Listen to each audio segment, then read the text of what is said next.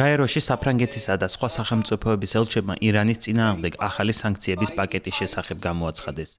საფრანგეთის, ბაჰრეინის, დანიის, საბერძნეთის, დიდი ბრიტანეთის, ლატვიის, ამერიკის შეერთებული შტატების, არაბთა გაერთიანებული საამიროებისა და ევროკავშირის წარმომადგენლებმა განცხადება მას შემდეგ გაავრცელეს, რაც გაეროს ბირთვული ენერგიის საერთაშორისო სააგენტომ ირანში ბირთვული წარმოების შესახებ ანგარიში გამოაქვეყნა.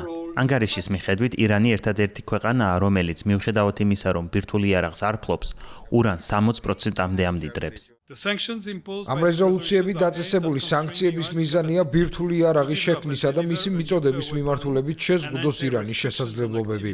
სანქციები დაუწესდებათ იმ სამსახურებს, პირებსა და ორგანიზაციებსაც, რომლებიც ამ მიზნებთან არიან დაკავშირებული, მათ შორის ირანის ბალისტიკური რაკეტების პროგრამასთან. ასევე აღდგა 1737 კომიტეტი.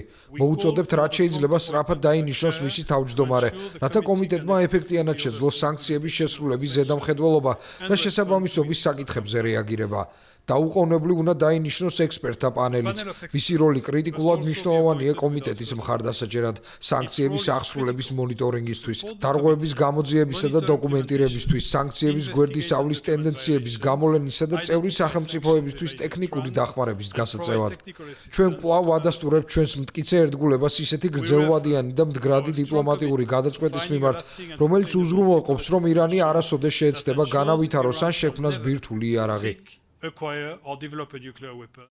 ატომური ენერგიის საერთაშორისო სააგენტოს 4 ივნის გამოქვეყნებული კვარტალური ანგარიშის თანახმად, არანაირი ახსნა და სარწმუნო განმარტება არ არსებობს, რომ ირანს 60%-ით გამდიდრებული 400 კილოგრამზე მეტი ურანი ჰქონდეს. სააგენტოს ანგარიშის მიხედვით ირანი 10-ზე მეტ მაღალი პროცენტით გამდიდრებულ ურანს ფლობს, ისეთს, რომლებითაც ბირთვული იარაღის დამზადებაა შესაძლებელი. სრულფასოვანი ბირთვული იარაღის დასამზადებლად ურანის 90%-იანი გამდიდრებაა საჭირო. სააგენტოს კონფიდენციალურ ანგარიში ასევე ნათქვამია, რომ მას შემდეგ, რაც 2025 წლის ზაფხულში ირანში საბრძოლო მოქმედებები დაიწყო და შედეგად ირანის ბირთვული ობიექტები დაზიანდა, მათი შემოწმება ამ დრომდე ვერ ხერხდება. ირანი მუდმივად არასრულებს საგარანტიო ვალდებულებებს და სრულად არ თანამშრომლობს ბირთვული ენერგიის საერთაშორისო სააგენტოსთან, რომელიც ვერ ადასტურებს, რომ ირანის ბირთვული პროგრამა მხოლოდ მშვიდობიან მიზნებს ემსახურება. უკვე 1 წელი გავიდა მას შემდეგ, რაც დამკვირვებლები ირანის იმ ობიექტებში შევიდნენ, სადაც ბირთვული იარაღის დამზადების ყველაზე დიდი რისკია. გაუცელებლობის პოლიტიკის მიმართულებით ბირთვული ენერგიის საერთაშორისო სააგენტოს შეუცვლელი როლის მიმართ ჩვენს მხარდაჭერას კვლავ ადასტურებს.